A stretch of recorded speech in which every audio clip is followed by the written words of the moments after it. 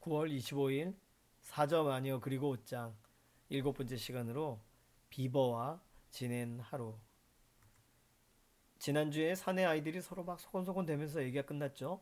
예, 그러는 과정 가운데 여자아이들이 갑자기 소리를 지릅니다. 루시가 말해요. 어머, 울새가 날아가 버렸어.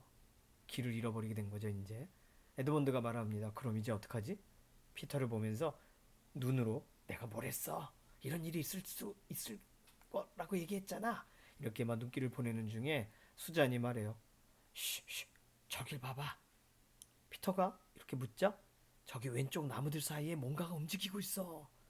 아이들이 서로 불안한 눈으로 뚫어져라 바라보고 있을 때 피터가 말합니다. 다시 나타났어. 이번엔 나도 봤어. 아직도 저기 있어, 저기. 금방 큰 나무 뒤로 사라졌어. 루시는 나니아라는 나라에 먼저 왔던 루시는 애써 초조한 마음을 감추면서 저게 뭘까? 이렇게 말합니다. 피터가 말해요. 저게 뭐든지 우리를 피하고 있는 건 확실해. 눈에 띄고 싶지 않나 봐. 수잔이 이젠 집에 가자. 이 말을 하는 순간 아무도 말하지 않았지만 우리가 모두 길을 잃어버린 걸 깨닫게 됩니다. 루시가 말합니다. 저게 뭐야? 수잔이 말해요. 동물 같은데? 봐, 저거 봐. 빨리. 저기 있어. 이번엔 모두가 그것을 봅니다. 수염이 난 털북숭이 얼굴을 나무 뒤에서 쏙 내밀고 아이들을 빤히 쳐다보고 있습니다. 하지만 이번에는 순식간에 뒤로 숨거나 하지 않아요.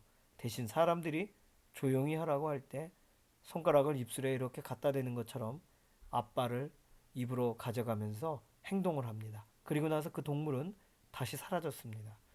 아이들은 모두 숨을 죽이고 서 있었고 잠시 뒤에 그 낯선 동물은 행여 누가 볼까 주위를 재빨리 돌아보고는 나무 뒤에서 나와더니 쉬 하고 말합니다. 그리고는 나무가 좀 더 빽빽이 들어찬 곳에 있는 자기에게 오라고 이쪽으로 오라고 신호를 보낸 뒤에 곧 다시금 사라집니다. 피터가 말합니다. 이제 뭔지 알 것 같아. 비버야. 내 꼬리를 봤어.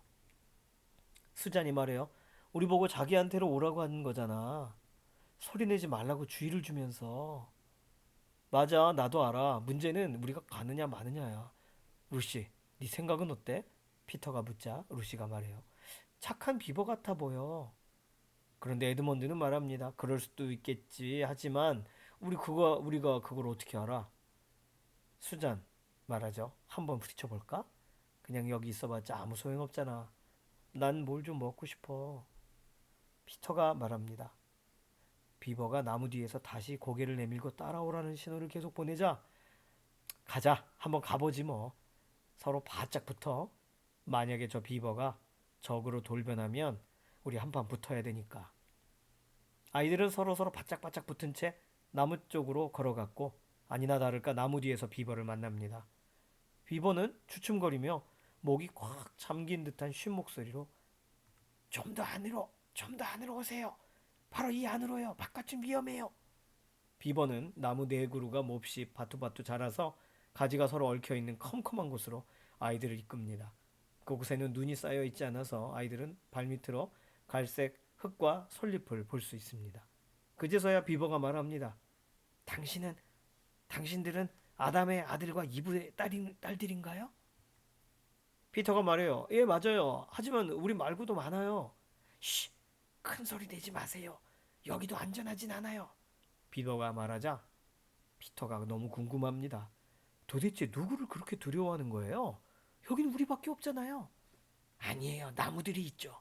나무들은 언제나 듣고 있답니다. 대부분 우리 편이지만 우리를 배신하고 그 여자한테 일러 바치는 나무도 있어요. 그 여자? 누굴 말하는지 알죠? 비버는 고개를 몇 번 끄덕여 보였습니다. 에드먼드가 말합니다. 자꾸 편편하는데 당신이 우리 편이란 걸 어떻게 믿죠? 피터도 말합니다. 비버씨, 무례하게 굴려는 건 아니에요. 하지만 우린 여기가 처음이라서요. 네, 옳은 말이에요. 자, 여기 증거를 보여줄게요. 아이들 쪽으로 작고 하얀 것을 비버가 지켜듭니다. 아이들은 놀라서 그걸 바라봅니다. 루시가 말합니다. 내 손수건이야. 내가 톰누스 씨한테 준 거야. 그래요. 가엾은 그 친구는 잡히기 전에 낌새를 눈치채고 이걸 나에게 건네줬어요. 자기한테 무슨 일이 생기면 여기서 꼭 당신을 만나라고 하더군요. 또 당신을 데리고. 여기서부터는 비버가 목소리를 점점 낮추더니 한두 번 의미심장하게 고개를 끄덕끄덕거리고 자기한테 바짝 다가오라는 신호를 보냅니다. 아이들이 비버의 수염이 얼굴에 다 간지러울 만큼 가까이 다가가자 비버는 나지막하게 속삭입니다. 아슬란님이 오신다는 말이 떠돌고 있어요. 어쩌면 벌써 도착하셨을지도 몰라요. 놀라운 것은 그때 아주 신기한 일이 일어납니다. 비버가 얘기를 끝나자마자 다들 아주 색다른 느낌에 사로잡혀요. 가끔씩 꿈속에서 누군가가 하는 말을 이해는 할 수 없지만 뭔가 원대한 뜻이 담겨 있는 것 같은 어떤 느낌을 받아본 것 같은 그런 비슷한 상황이에요. 아슬란이 누굴지도 모르는데 아슬란이라는 이름을 듣자 아이들은 저마다 가슴속에서 뭔가가 꿈틀꿈틀 솟는 것을 느꼈습니다. 에드먼드는 까닭 모르게 공포감을 느꼈고 피터는 갑자기 솟구치는 용기와 모험심을 느낍니다. 수자는 뭔가 달콤한 향기나 감미로운 선율이 자기 곁으로 확 퍼지는 것 같은 느낌을 받았고 루시는 아침에 일어나 그날이 방학 첫날이라거나 여름이 시작되는 날이라는 걸 깨달았을 때 같은 그런 굉장히 행복한 기분에 휩싸이게 됩니다. 루시가 말해요. 그런데 톰누스 씨는 어떻게 된 거죠? 어디 있어요? 씨, 여기선 안 돼요. 마음 놓고 얘기하면서 식사도 할 수 있는 곳으로 여러분을 모실게요. 비버를 따라 사람들은 갑니다. 에드먼드만 빼고. 아무도 비버를 의심하지 않습니다. 하지만 식사라는 말에 에드먼드도 너무너무 반가워하면서 비버를 따라갑니다. 그래서 놀라우리만치 빠른 걸음으로 앞서가는 이 세 친구 비버를 따라 1시간이 넘도록 빽빽한 숲길을 허겁지겁 4명의 아이들은 쫓아갑니다. 모두들 너무나 허기져서 기진맥진해 있을 무렵에 갑자기 나무들이 점점점 줄어들며 점점 가파른 내리막길이 나타납니다. 잠시 후에 하늘이 환히 보이는 뻥 뚫린 곳으로 나오자 멋진 풍경이 발 아래 펼쳐졌습니다. 그들은 가파르고 좁은 골짜기 언저리에 서 있었습니다. 골짜기 아래로는 아직 얼어있지만 않았다면 시원스럽게 흐르고 있을 꽤 커다란 강이 뻗어져 있었습니다. 그들 바로 밑으로는 강을 가로지르는 댐이 놓여 있습니다.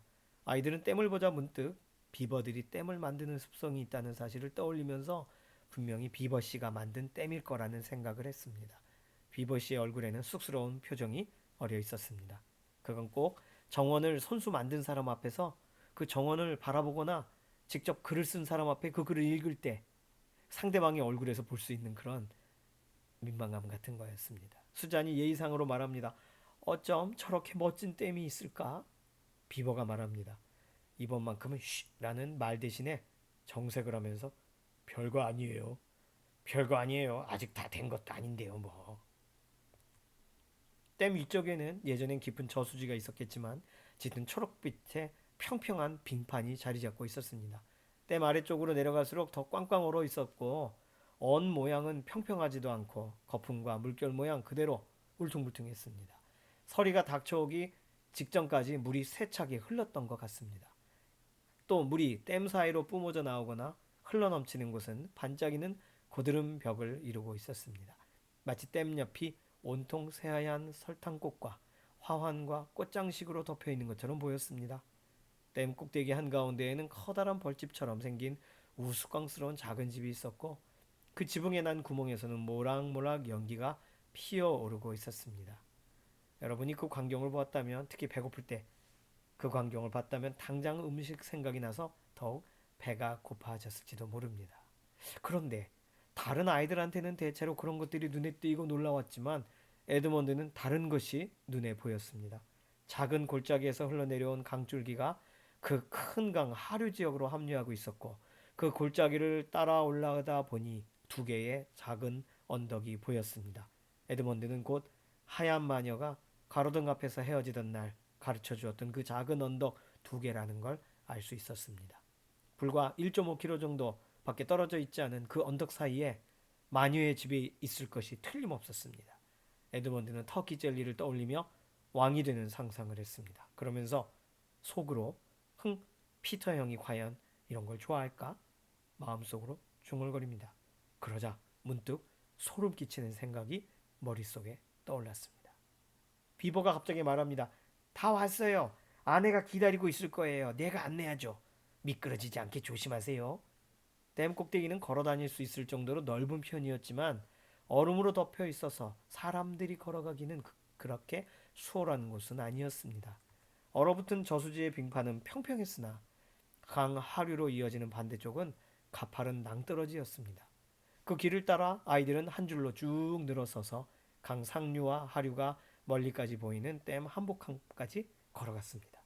마침내 아이들은 비버 씨네 집 앞에 도착했습니다. 비버 씨가 말합니다. 집안을 향해서 소리쳐요. 여보, 우리가 왔어요. 그들을 찾았어요.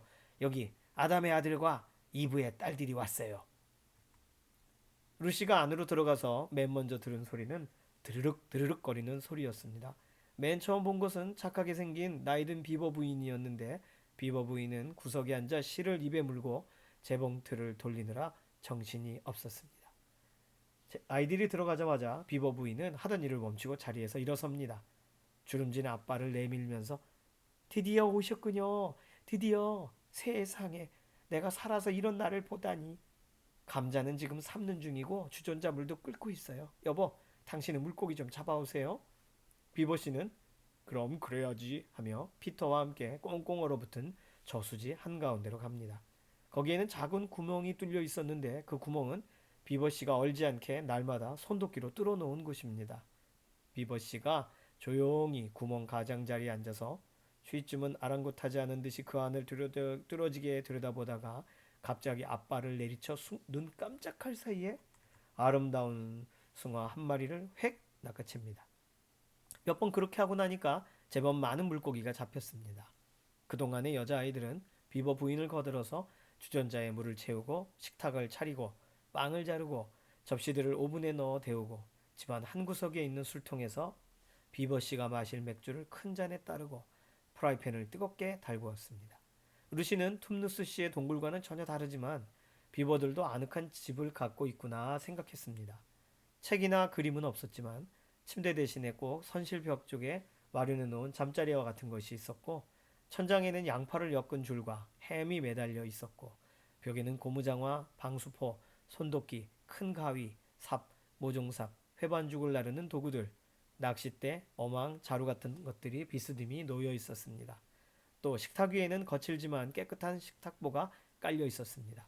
프라이팬이 때마침 달구어져서 지글지글 소리가 날 때 피터와 비버씨가 물고기를 들고 들어옵니다. 물고기는 벌써 비버씨가 밖에서 칼로 배를 따서 깨끗하게 손질을 끝낸 상태였습니다.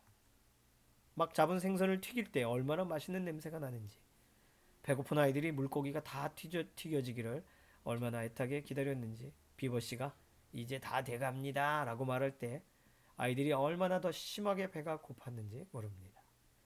루시가 비버 부인을 도와 송어를 유리로 내놓는 동안 수자는 감자를 건져내어 물기를 싹 가시게 한 다음에 다시 빈 냄비에 담아 레인지 옆에 두었습니다.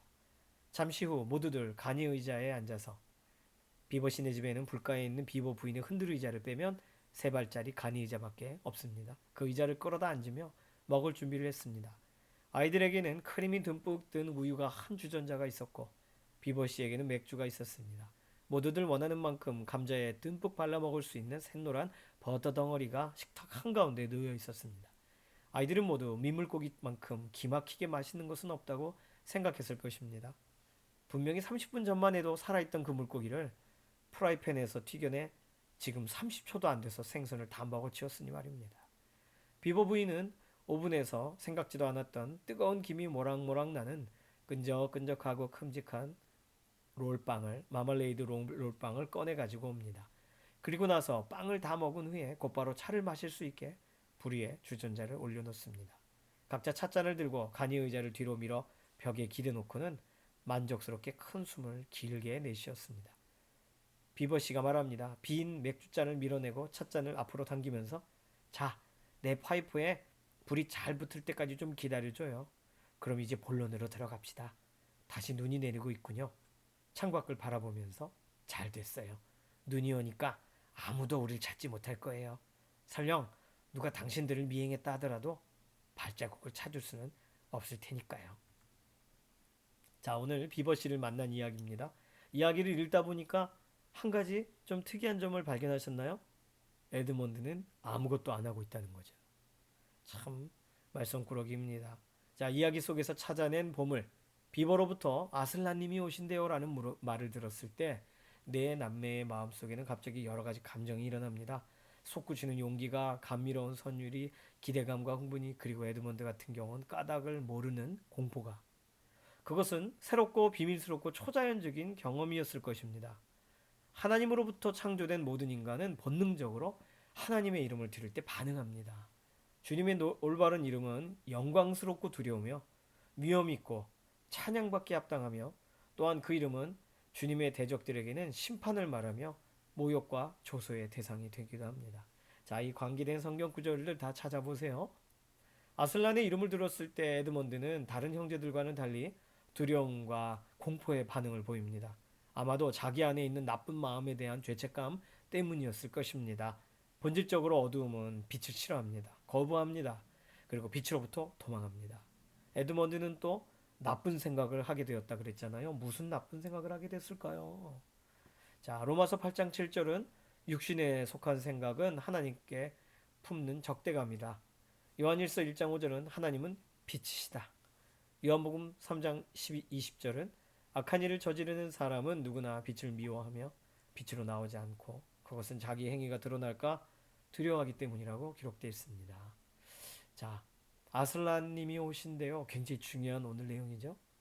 자, 오늘은요. 예수 이름의 능력에 관련된 성경 구절로 사도행전 3장, 요한복음 18장, 빌립보서 2장의 구절도 관련 구절로 적어 놓았습니다. 찾아보시고 어떤 내용이 있는지 미리 살펴보시길 바랍니다. 오늘 우리 삶 속의 보물, 목장 나눔의 내용은요. 질문이 이러합니다. 첫 번째, 마녀의 통치로 인해서 마법에 걸린 나니아와 같은 세계에 예수 그리스도께서 오신다면 그분은 어떤 역할을 하실까요? 자, 나니아에 대해 우리가 알고 있는 정보를 가지고서 상상한 것을 나누시면 되겠습니다. 다 얼어있고 모든 것이 다 선한 것이 사라진 곳. 자, 예수님이 오시면 어떤 것을 바꿔놓으셔야 될까요?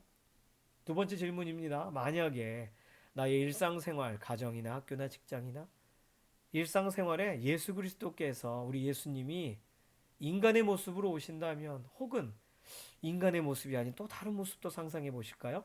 오신다면 그분은 구체적으로 어떤 일을 하실까요? 자, 첫 번째 질문과 두 번째 질문의 차이는, 첫 번째는 나니아의 세계에 오셨으면 하실 일, 오늘 우리의 일상생활에 오신다면 하실 일, 이렇게 나눠져 있는 것입니다. 두 가지 질문 다 생각해 보시고 나눠 보시죠. 세 번째 질문은요. 모든 인간은 하나님의 거룩한 이름에 본능적으로 반응한다는 말을 들을 때 어떤 마음이 느껴지십니까? 난 요즘 하나님의 이름이 어떻게 와닿습니까? 이에 관한 감정을 좀 나눠볼까요? 느낀 점들을. 하나님의 이름이 무뎌지게 느껴지나요? 아니면 하나님의 이름을 들을 때마다 힘이 느껴지시나요? 만약에 무뎌진 부분이 있으시다면 그 부분을 서로 기도로 맡기면서 모임을 좀 맞춰주시면 좋겠습니다. 이번 한 주간도 목장 식구들을 축복해 주시고 목장 식구들을 통하여 새로운 이야기들을 이끌어 가실 하나님의 놀라운 새 이야기의 주인공들이 되도록 목장 식구들이 세워지는 삶을 우리가 상상하면서 축복하는 기도 필요하겠습니다. 자, 다음 주는 벌써 10월 달이네요. 10월 달에 나니아 연대기 8번째 챕터 식사 후에 벌어진 일에 대한 내용이 진행이 되겠습니다. 자, 오늘 그림은 아슬란 사자가 어떤 모습인지, 아직 아슬란이 누군지 정확하게 말하진 않았죠. 이제 다음 주에 말해요. 아슬란님은 사자예요. 위대한 사자예요. 비버가 이제 말할 겁니다. 미리 아슬란, 이 나니아 연대기 가운데서 설명하는 아슬란의 모습을 좀 미리 살펴보고 이해를 가지고 다음 주의 내용을 함께 하시면 좋겠습니다. 이 시간 기도합니다. 살아계신 하나님 감사합니다. 우리 인생에 개입하여 주시고 우리의 삶의 이야기를 오늘 이 이야기처럼 하나하나 새롭게 하시고 이끌어 가실 것을 믿습니다. 예수님과 상관 있는 이야기로, 하나님과 상관 있는 이야기로 우리의 삶을 이끌어 주시옵소서. 하나님, 오늘 우리의 삶의 걸음과 걸음을 새롭게 하시사 오늘 우리도 붙들 수 있는 그 이름 놓치지 않고 살아가도록 매일매일의 삶에 개입하여 주시옵소서. 감사드리며 살아계신 예수님의 이름으로 기도드립니다. 아멘. 감사합니다. 이번 한 주간도 평안하세요.